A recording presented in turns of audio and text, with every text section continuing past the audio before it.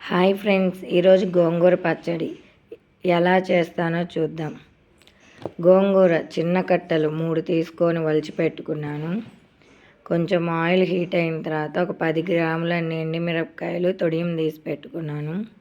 1/2 tea spoon జీలకర్ర, 1/2 tea spoon ధనియాలు.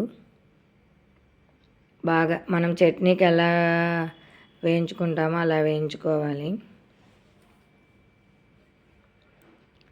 అవి వేగేటప్పుడు కొంచెం ఇంగు వేసుకోవాలి.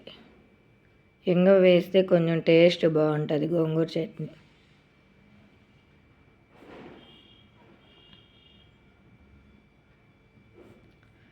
అవి వేగిన తర్వాత ప్లేట్లో పెట్టుకొని ఇంకొంచెం ఆయిల్ వేసుకొని వాష్ చేసి పెట్టుకున్న గోంగూరను వేసుకోవాలి. అది ఆయిల్లో 10 నుండి 15 నిమిషాలు మగ్గితే చాలు.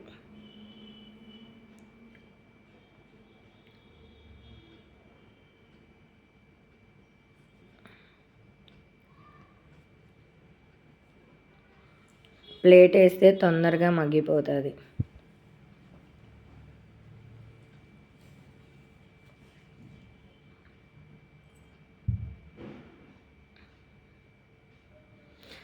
మనం గెంటితో తీసుకొని ఆకుని ప్రెస్ చేస్తే మెత్తగా ఉంటే మగ్గిపోయినట్లే. ఇంత లోపల రోట్లో ఎండుమిరపకాయలు, ఉప్పు వేసుకొని బాగా దంచుకోవాలి.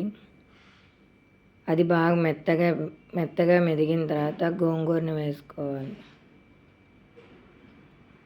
నాకు కొంచెం కారం ఎక్కువ అవుతుంది అనిపించి 2 టీ స్పూన్ల అంత కారాన్ని పక్కన పెట్టుకున్నాను. అది బాగా మెత్తగా అయిన తర్వాత ఒక ఆనియన్ని 2 భాగాలుగా చేసుకొని పచ్చట్లు వేసుకొని దంచేసుకోవడమే. అన్నంలో తినేటప్పుడు గోంగూర చట్నీలో కొంచెం నెయ్యి వేసుకొని తినండి, బాగుంటుంది. మీకు నచ్చితే లైక్ చేయండి, షేర్ చేయండి, సబ్స్క్రైబ్.